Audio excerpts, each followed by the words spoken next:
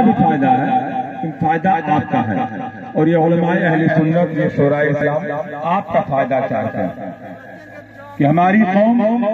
کو اللہ تعالیٰ ہماری قوم کے گناہوں کو معاف کر دے اور جنت میں داخل ہو جائے۔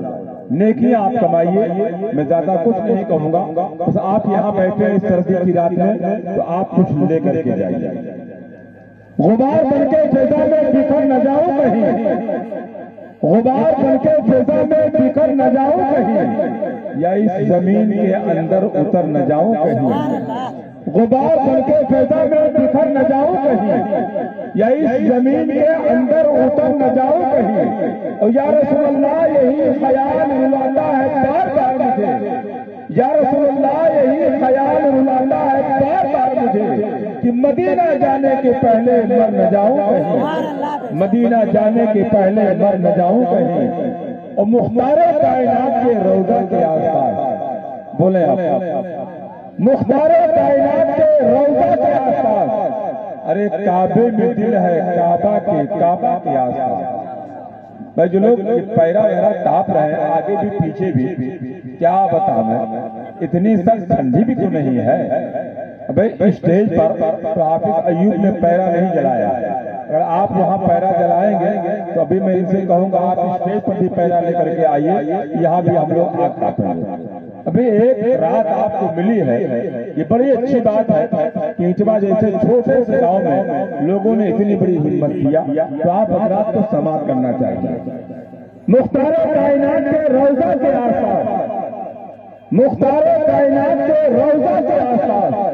ارے کعبے میں دل ہے کعبہ کے آس پاس۔ مختار کائنات کے روضہ کے آس پاس،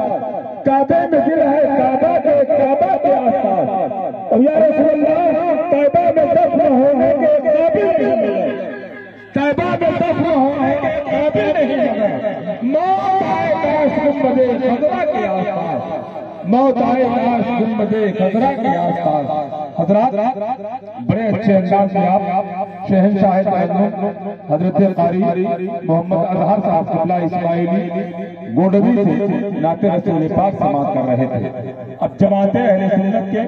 ایک بہت ہی ذمہ دار عالم دین، اس عمر میں باعمل عالم دین، استاد العلماء، خطیب اہل سنت حضرت علامہ مفتی محمد سرفراز صاحب قبلہ فیضی ناظم تعلیمات و استاد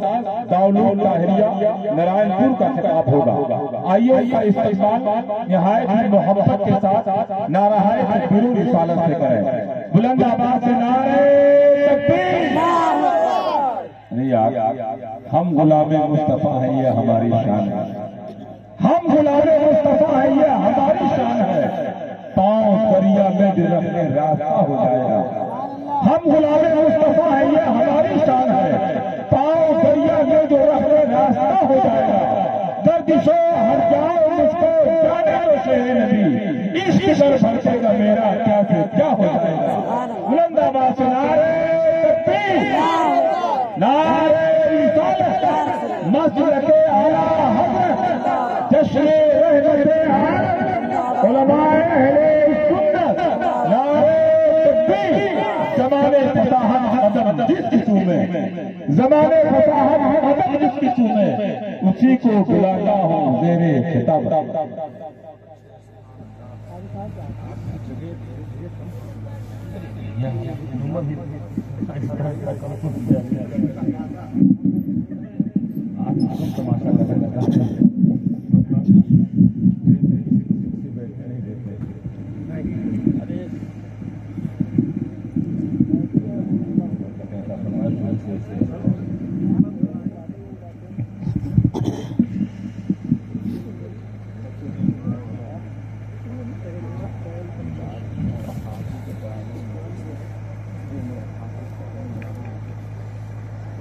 منبر پاک پر تشریف فرما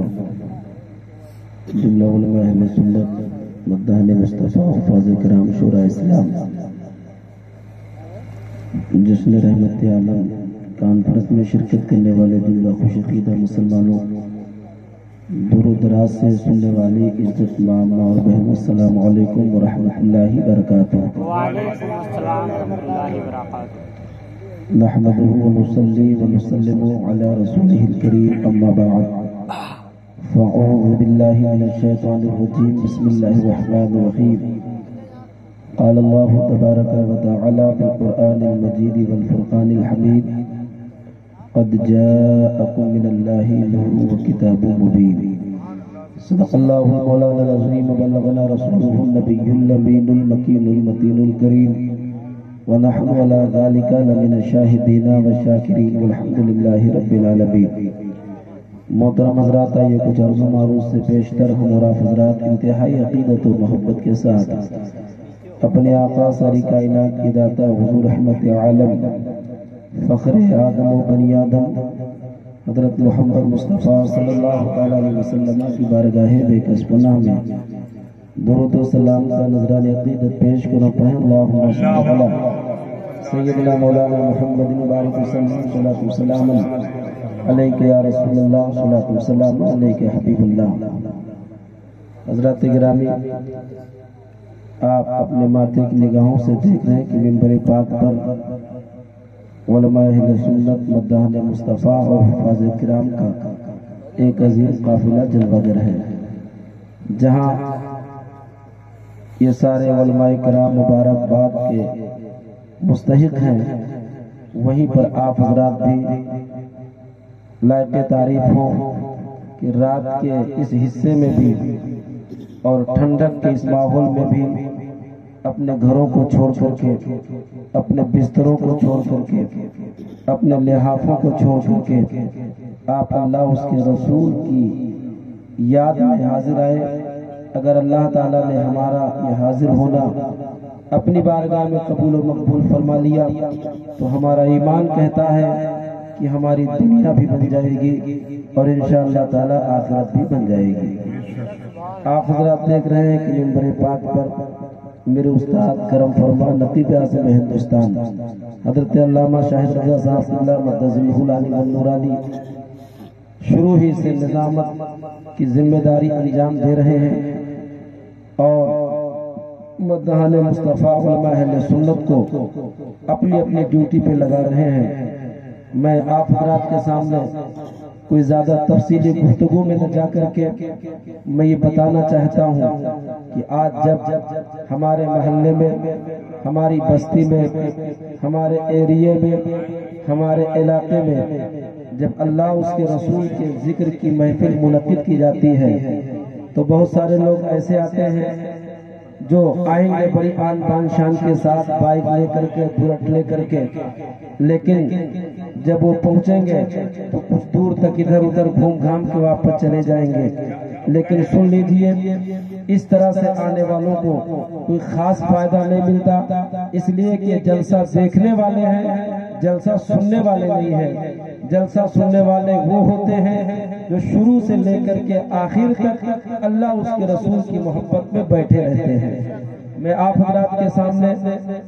ایک حدیث پیش کرنا چاہتا ہوں کہ اس طرح کی محفلوں کی اہمیت کیا ہے اور جو اس طرح کی محفلوں میں حاضر آتا ہے اس پر اللہ اس کے رسول کا کس قدر کرم ہوتا ہے.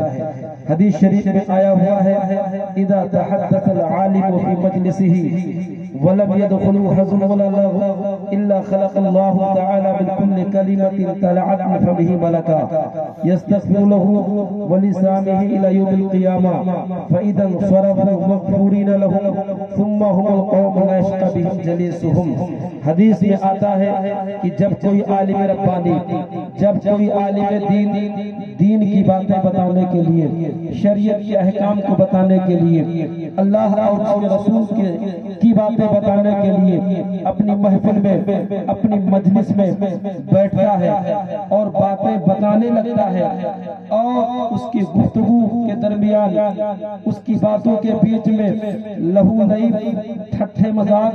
ہنسی والی باتیں نہیں ہوتی بلکہ خالص دینی باتیں ہوتی ہیں.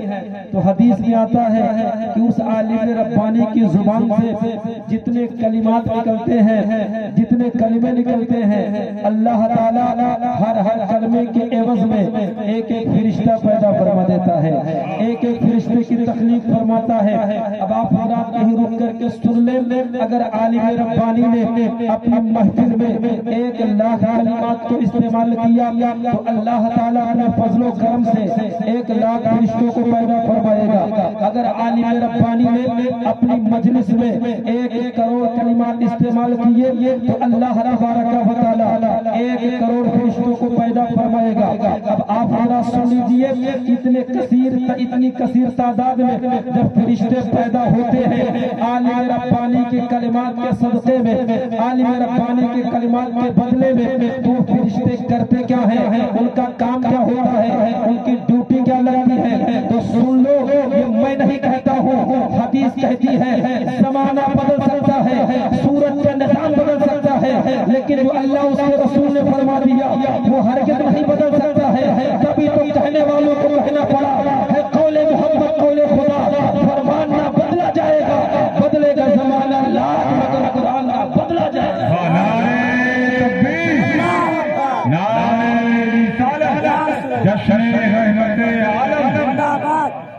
غور کریں ذرا، جب وہ فرشتے اتنی کثیر تعداد میں پیدا ہوتے ہیں تو کرتے کیا ہیں؟ حدیث گواہ ہے کہ وہ فرشتے اس عالم ربانی کے لیے، اس عالم دین کے لیے جو دین کی باتیں بتانے کے لیے اپنی محفل و مجلس میں بیٹھتا ہے، اس کے لیے اور جتنے لوگ اس کی باتوں کو سنتے ہیں ان تمام اہل ایمان کے لیے وہ فرشتے مغفرت کی دعائیں کرتے ہیں، بخشش کی دعائیں کرتے ہیں، استغفار کرتے ہیں۔ اب آپ ذرا سوچتے ہوں گے کیا وہ فرشتے ایک دن تک دعا کرتے ہیں، 2 دن تک دعا کرتے ہیں، مہینہ 4 مہینہ 10 20 50 مہینہ تک دعائیں کرتے ہیں؟ نہیں، بلکہ حدیث میں آتا ہے کہ وہ فرشتے عالم ربانی کے کلمات کے صدقے میں جو پیدا کیے جاتے ہیں تو مہینہ 2 مہینہ نہ دعا کر کے بلکہ صبح قیامت تک ایسے لوگوں کے لیے مغفرت کی دعائیں کرتے ہیں، بخشش کی دعائیں کرتے ہیں، اور جب مجلس ختم ہوتی ہے تو حال یہ ہوتا ہے کہ اللہ تعالیٰ علماء کرام کو بھی بخش دیتا ہے اور ان کی باتوں کو سننے والوں کو بھی بخش دیتا ہے۔ سبحان اللہ، سبحان اللہ۔ آپ نبی کے ذکر میں آئے ہو، اللہ اس کے رسول کی باتیں سننے کے لیے آئے ہو، اگر کسی عالم ربانی کی چند باتیں قبول ہو گئی تو صرف عالم ہی کی مغفرت نہیں ہوگی بلکہ آپ کی بھی مغفرت ہو جائے گی، آپ کی بھی بخشش ہو جائے گی۔ ایک بات سنو، ہم اور آپ حضرات اس بے مثال پیغمبر کا ذکر کرنے کے لیے آئے ہیں، میلاد منانے کے لیے آئے ہیں، جن کا میلاد اگر زمانے کے کٹر گستاخ، زمانے کے کٹر بے ایمان نے منایا تو اس کرم والے پیغمبر کا کرم اس کو بھی ملا ہے، اس کرم والے پیغمبر کا صدقہ اس کو بھی ملا ہے۔ آپ کو میں تفصیل میں زیادہ نہ لے جا کر کے اور زیادہ گہرائی میں نہ اتار کر کے آسانی کے ساتھ سمجھانا چاہتا ہوں۔ میرے سرکار نبی یہ بات صلی اللہ علیہ وسلم کی جب جلوہ گری ہوئی، میرے سرکار کی جب تشریف آوری ہوئی، میرے سرکار جب تشریف لائے تو ابو لہب جو میرے سرکار کا تھا تو چچا لیکن زمانے کا بدماش تھا، اس نے کوئی ایسا حربہ نہیں چھوڑا جس کے ذریعے سے میرے آقا کو ستانے کے لیے اور پریشان کرنے کے لیے استعمال نہ کیا ہو، لیکن وہ زمانے کا بدماش، زمانے کا گنڈا جب میرے آقا نبی یہ بات صلی اللہ علیہ وسلم کی آمد کی خوشی سنتا ہے، آمد کی بشارت سنتا ہے، تو چونکہ اس کی ایک باندھی تھی جس کا نام سویبہ بتایا جاتا ہے، کچھ لوگ لغزش میں آ کر کے سوبیہ پڑھ دیتے ہیں، اللہ تعالیٰ انہیں صحیح پڑھنے کی توفیق عطا فرمائے اور نقطہ کی تعین کرنے کی توفیق عطا فرمائے کہ کہاں نقطہ کہاں ہونا چاہیے۔ بہرحال صحیح لفظ سویبہ ہے، بتایا جاتا ہے وہ باندھی دوڑتی آئی، اپنے مالک کے پاس پہنچی اور کہنے لگی یہ ہمارے مالک تم کو بشارت ہو، تم کو خوشخبری ہو۔ کہا کون سی خوشخبری، کہا کون سی بشارت؟ تو اس وقت سویبہ نے جواب دیا تھا کہ تمہارے مرحوم بھائی عبداللہ کے یہاں ایک ایسا بیٹا پیدا ہوا ہے جس کے حسن کو دیکھ کر کے چاند بھی شرما رہا ہے، ایک ایسا لاجواب بیٹا آیا ہے جس کے حسن کی بھیک اور خیرات سورج بھی مانگ رہا ہے، زمانے والے اس کے حسن کو دیکھ کر کے بالکل رشکتے ہوئے نظر آئے ہیں آ رہے ہیں. اتنا سننا تھا زمانے کا بدماش ابو لہب بھی مچل اٹھا اور کہا جب بات ایسی ہے تو جاؤ میں نے اس آنے والے بھتیجے کی آمد کی خوشی میں آنے والے بھتیجے کی آمد کی خوشی میں نے تجھے آزاد کر دیا ہے, میں نے تجھے رہا کر دیا ہے. ہم مسلمانوں ایک بار یہیں پر سن لینا, اس وقت میرے آقا نبی یہ پاک کی آمد کا ذکر کس نے کیا تھا؟ ایک پادی نے کیا تھا, ایک کنیز نے کیا تھا جو زمانے تک پادی ہونے کی مشقتوں کو اور کنیز ہونے کی دشواریوں کو برداشت کر رہی تھی. لیکن جب اس نے میرے آقا کا میلاد کیا, میرے آقا کا ذکر کیا, تو اس کی گردن سے غلامی کا پٹا نکل گیا, وہ ہمیشہ کے لیے آزاد ہو گئی. مسلمانوں اگر ایک بات ہی میرے آقا کی آمد کا ذکر کرے تو اس کے گردن سے آزاد غلامی کا پٹا نکل جائے اور ہمیشہ کے لیے وہ آزاد ہو جائے. تو اگر کوئی نبی کا وفادار نبی کا میلاد کرے تو اس کے گردن سے تمام غلامی کا پٹا ختم بھی ہو جائے اور زمانے میں ہمیشہ کے لیے آزاد بھی ہو جائے. نعرہ رسالت مسلک اعلیٰ حضرت. اب ایک بات سننا, ابو لہب نے اس وقت میرے سرکار کا جو ذکر کیا تھا وہ نبی مان کر کے اپنی بادی کو آزاد نہیں کیا تھا, بھتیجا سمجھ کر کے اس نے آزاد کیا تھا. حضور کو بھتیجا سمجھ کر کے اور حضور کی آمد کی خوشی میں اس نے اپنی بادی کو آزاد کر دیا. بادی تو آزاد ہو گئی, لیکن سن لو یہی ابو لہب ہے جو زندگی بھر اپنی زندگی کے لمحات کو, اپنی زندگی کے اوقات کو دشمنی رسول میں گزارتا رہا. جب وہ مرتا ہے دنیا سے جاتا ہے, وہ دنیا سے جب وہ رحلت کرتا ہے, دنیا سے جب گیا تو اس کو اس کے چاہنے والوں نے آخری مراسم ادا کر کے جہاں پہنچانا تھا پہنچا دیا. کچھ دنوں کے بعد میرے سرکار کے ایک چچا جنہوں نے الحمدللہ ایمان کی دولت قبول فرمائی, ایمان کی دولتوں سے مالا مال ہوئے, جن کا نام حضرت عباس رضی اللہ تعالی عنہ ہے, انہوں نے اپنے بھائی ابو لہب کو دیکھا تو سوال کیا, ابو لہب تم پر کیا گزر رہی ہے, تم پر کیا گزر رہی ہے؟ تو ابو لہب نے اس وقت روتے ہوئے کہا تھا, بھائی میں کیا بتاؤں اس پر کیا گزر رہی ہے. میں نے اپنی زندگی میں ہر لمحہ نبی کی عداوت میں, نبی کے بغض میں, نبی کی دشمنی میں صرف کیا, جس کی وجہ سے مجھ پر اتنا بھیانک عذاب ہو رہا ہے, اتنا دردناک عذاب ہو رہا ہے, اتنا خطرناک عذاب ہو رہا ہے کہ ان عذاب کو بیان کرنے کے لیے میرے پاس جملے نہیں ہیں, ان عذابوں کو ذکر کرنے کے لیے میرے پاس کلمات نہیں ہیں. اب آپ حضرات سنیں اس سے کیا سمجھ میں آیا؟ جو نبی کی عداوت میں, نبی کی زندگی, نبی کی دشمنی میں اور نبی کی عداوت میں زندگی گزارتا ہے, وہ زمین کے اوپر ہے تب بھی وہ لعنت میں رہے گا, اور زمین کے نیچے ہے تب بھی لعنت میں رہے گا, اور عذاب خداوندی میں گرفتار رہے گا. سبحان اللہ, سبحان اللہ, زندہ باد. کہتا ہے کہ میرے بھائی جان مجھ پر اتنا خطرناک عذاب ہو رہا ہے کہ میں اس کو بیان نہیں کر سکتا, لیکن جب دوشنبہ کا دن آتا ہے, دوشنبہ کا دن آتا ہے اور دوشنبہ کے دن میری عذاب میں کچھ کمی ہو جاتی ہے, میرے عذاب میں کچھ کمی اور تخفیف ہو جاتی ہے. کہا کیوں کمی ہو جاتی ہے؟ تو زمانے کے سڑے ہوئے کافر نے کہا تھا کہ ہمارے بھائی اصل میں دوشنبہ کے دن جب نبی آخر الزماں کی جلوہ گری ہوئی تھی تو ان کی آمد کی خوشی میں نے ان کو بھتیجا سمجھ کر کے اپنی بادی کو آزاد کر دیا تھا. تو اس آزاد کرنے کی وجہ سے جب میں اپنی انگلی کو چوستا ہوں تو مجھے راحت محسوس ہوتی ہے اور میرے عذاب میں تخفیف ہو جاتی ہے. مسلمانوں مجھے کہنے دیا جائے, اگر سڑا ہوا کافر مصطفیٰ کا میلاد منائے, مصطفیٰ کا ذکر کرے تو اس کے عذاب میں کمی ہو سکتی ہے. تو اگر کوئی نبی کا دیوانہ, مدین الاولیاء کا چاہنے والا, غوث و خواجہ رضا کا چاہنے والا اپنی بستی میں بیٹھ کر کے, اپنے علاقے میں بیٹھ کر کے نبی کا میلاد منائے اور کہے کعبے کے بدر تجا, تم پہ کروڑوں درود, تم پہ کروڑوں درود, تو میرا ایمان کہتا ہے کہ وہ دنیا کی بھی عذاب سے آزاد ہو جائے گا اور آخرت کی بھی عذاب سے آزاد ہو جائے گا. نعرہ تکبیر,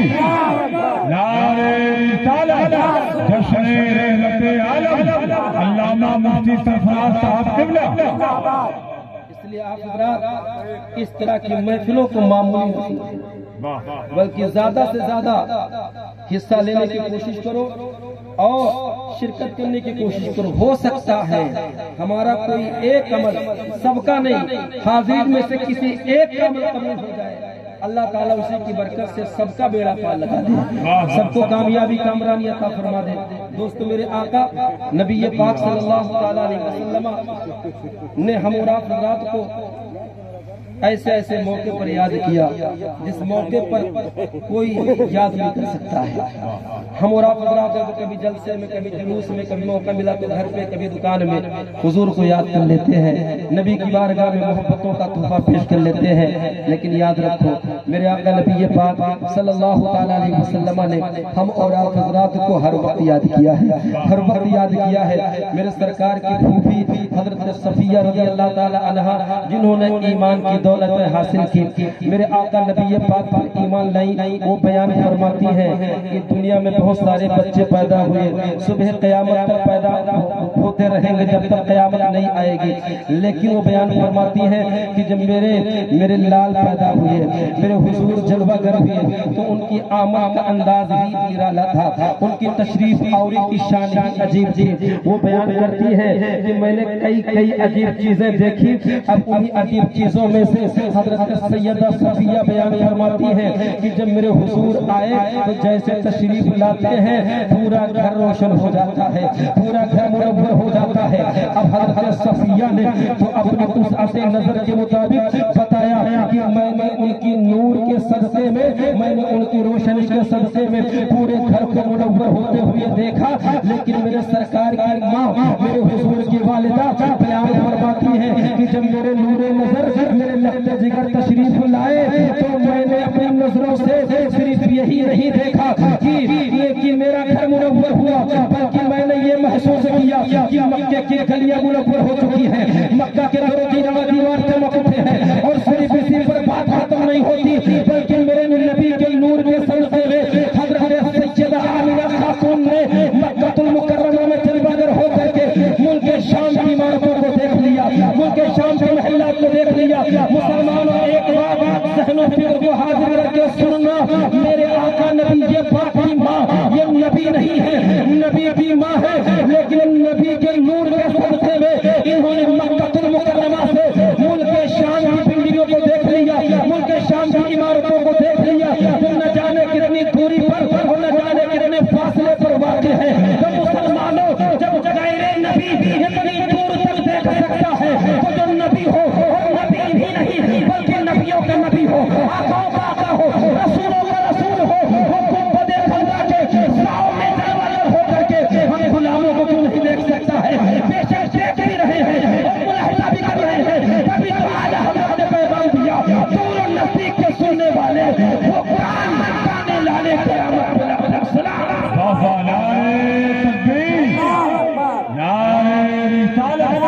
جشن رحمت عالم کانفرنس۔ آپ حضرات کے سامنے اگر تفصیل میں جایا جائے تو 40 منٹ نہیں بلکہ نہ جانے کتنے 40 منٹ کی ضرورت ہے، اس لیے کہ میرے آقا نبی پاک کی عظمتیں کما حقہ جب صدیق اکبر نہ بیان کر سکے، عمر فاروق اعظم نہ بیان کر سکے، حضرت علی شیر خدا نہ بیان کر سکے، 1,24,000 یا 2,24,000 صحابہ کرام نہ بیان کر سکے، تو ہم اور آپ حضرات کیسے نہیں کر سکتے ہیں؟ اللہ تبارک و تعالی نے ہم اور آپ حضرات کو جو علم عطا کیا، اپنے نبی کی محبت میں نبی کا گن گاتے ہیں، نبی کی عظمتیں بیان کرتے ہیں، اور انشاءاللہ تعالی انہی عظمتوں کے صدقے میں ہمارا بیڑا یہاں بھی پار ہو جائے گا اور آخرت میں بھی پار ہو جائے گا۔ مسلمانوں، مجھے بتانا ہے، میرے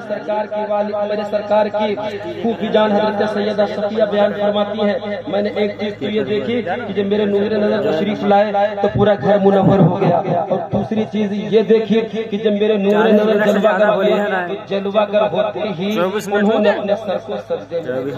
تشریف لاتے ہی اپنے سر کو سجدے میں رکھا. ایک بات سن لیجئے، ہمارے یہاں بھی بچے پیدا ہوتے ہیں، آپ کے یہاں بھی بچے پیدا ہوتے ہیں، آپ کے یہاں کے جو پردھان صاحب ہیں ان کے یہاں بھی بچے پیدا ہوتے ہیں، آپ کے یہاں کے جو بڑے صاحب ہیں ان کے یہاں بھی بچے پیدا ہوتے ہیں، حتیٰ کہ اگر پردھان منتری ہی کیوں نہ ہو ان کے یہاں بھی بچے پیدا ہوتے ہیں، چاہے نہ مالدار صاحب حیثیت ہو، لیکن ایک بات بتانا، کیا وہ پیدا ہوتے ہی سجدے کی طرح حیت بنا سکتا ہے؟ سجدہ کرنا تو دور کی بات ہے، سجدے کی طرح حالت بنا سکتا ہے؟ آپ یہی بولو گے نہیں، کیونکہ اس ٹائم پر اس کے اندر اتنی سخت ہی نہیں ہوتی کہ سجدے کی طرح حیت بنا سکے، سجدے کی طرح حالت بنا سکے. اب میں پوچھنا چاہتا ہوں، میرے نبی تشریف لائے اور لاتے ہی سجدہ کیا تو کیوں سجدہ کیا؟ اپنے ذہن و فکر کو حاضر کرو اور اپنے دل کی تختی پر نقش کرنے کی کوشش کرو. میرے سرکار نے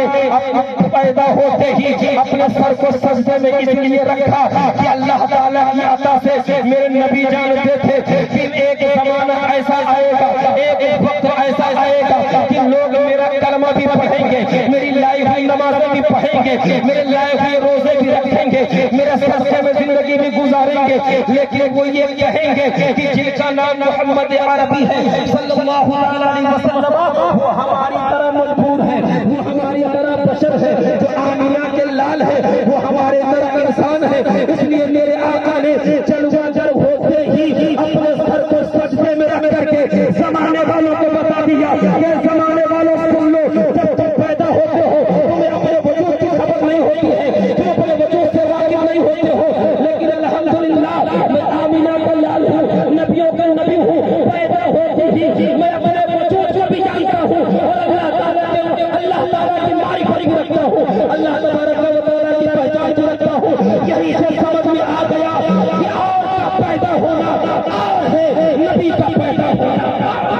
نعرے تکبیر، نعرے رسالت، مسلک اعلی حضرت. بھئی آپ حضرات تشریف رکھیں، ابھی حضرت پیر صاحب صلی ممبر پاک پہ آئے ہیں، آپ حضرات بیٹھ جائیں، افراتفری مت مچائیں. پڑھیے درود شریف اللہم صلی اللہ علیہ محمد مبارک السلام علیکم یا رسول اللہ السلام علیکم حبیب اللہ. میرے سرکار تشریف لائے تو سجدہ کیا. اب سن لیجیے، میں زیادہ تفصیل میں نہیں جاؤں گا. سجدہ کیا تو سجدے میں کیا پڑھا یہ آپ کو معلوم ہونا چاہیے. سجدے میں ہم اور آپ اللہ چاہے جہاں سجدہ کریں، اٹواہی کی زمین کی تخصیص نہیں ہے. آپ گوپیناتھ میں جاؤ گے تو جو سجدہ کرو گے وہی پڑھنا پڑے گا جو کتابوں میں بتایا گیا ہے. اگر آپ کو اللہ تعالیٰ اور توفیق عطا فرمائے مکہ شریف چلے جاؤ، مدینہ شریف چلے جاؤ تو وہاں بھی سجدے میں آپ کو وہی پڑھنا جو کتابوں میں بتایا گیا ہے. اگر آپ الفاظ وغیرہ کی ادائیگی کا صحیح ڈھنگ رکھتے ہیں تو سبحان ربی الاعلیٰ پڑھنا پڑے گا. اور اگر آپ مان لیجیے عین نہیں ادا کر پاتے تو فقہائے کرام نے آسانی کے لیے بتایا کہ کیونکہ عین کے بنسبت کاف کا ادا کرنا آسان ہے، اس لیے سبحان ربی الکریم پڑھو. تو یہ پڑھو گے یا سبحان ربی الاعلیٰ پڑھو گے، بہرحال دونوں میں سے کچھ نہ کچھ پڑھنا ہے. لیکن میرے آقا جب تشریف لائے تو تشریف لاتے وقت میرے سرکار نے جو سجدہ کیا اس سجدے میں نہ تو سبحان ربی الکریم پڑھا، نہ تو سبحان ربی الاعلیٰ پڑھا، نہ تو کوئی اور تسبیح پڑھی. اب آپ پوچھو گے مفتی صاحب حضور نے کیا پڑھا؟ یہ سارے علماء گواہ ہیں، بلکہ بڑے بڑے مصنفین، بڑے بڑے علماء کرام نے اپنی اپنی کتابوں میں لکھا ہے کہ میرے سرکار تشریف لاتے ہیں اور سجدہ کرتے ہیں تو سجدے میں کچھ اور نہ پڑھ کر کے ہم اور آپ کو یاد کیا تھا، ہم اور آپ کو یاد کیا تھا اور رب میں عرض کیا تھا رب حبلی امتی، رب حبلی امتی، رب حبلی امتی. اے پروردگار عالم میری گنہگار امت کو میرے حوالے کر دے، میری گنہگار امت کو میرے حوالے کر دے. مسلمانوں صرف اسی پر بات ختم نہیں ہوتی بلکہ میرے سرکار جب تشریف لائے تب بھی ہم کو یاد کیا اور میرے راج کی بلندی پر پہنچے. ایسی بلندی پر جس بلندی پر میرے آقا کے علاوہ آج تک نہ کوئی پہنچ پایا ہے اور نہ صبح قیامت تک پہنچ پائے گا. ایک بات سن لیجیے، بہت سارے لوگوں کو دیکھا گیا ہے جب بلندی پر نہیں پہنچتے ہیں تو بہت ساری بہکی باتیں کرتے ہیں، نرمی سے باتیں کرتے ہوئے نظر آتے ہیں. ہم آپ کے ساتھ یہ کریں گے، آپ کے ساتھ وہ کریں گے، آپ کے ساتھ یہ نرمی کریں گے، آپ یہ خیال کریں گے، لیکن جیسے بلندی پاتے ہیں نیچے والوں کو بھول جاتے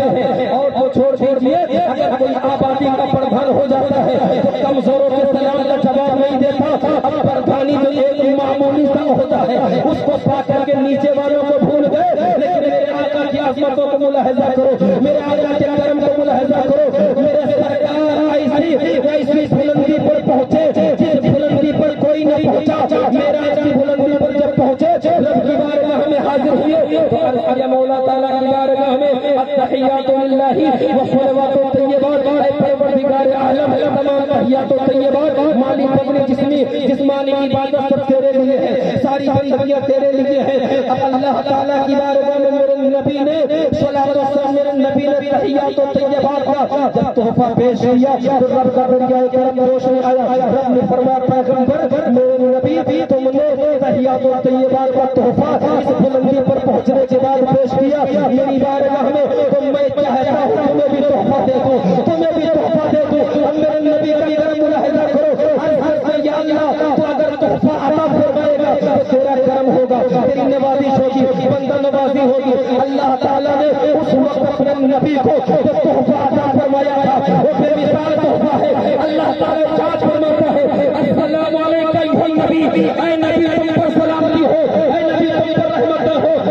ایک سن لو، آج ہم گوا کی سرزمین پر، آج ہم گوپی ناگپور کی سرزمین پر، آج ہم نارائن پور کی دھرتی پر، آج ہم بسرامپور کی دھرتی پر جب نبی کی محبت میں ڈوب کر کے یا نبی سلام علیکہ پڑھتے ہیں، یا رسول سلام علیکہ پڑھتے ہیں، یا حبیب سلام علیکہ پڑھتے ہیں، صلوات اللہ علیکہ پڑھتے ہیں، تو کچھ لوگوں کے پیٹ میں درد ہوتا ہے اور یہ کہتے ہیں ایسا نہیں کرنا چاہیے۔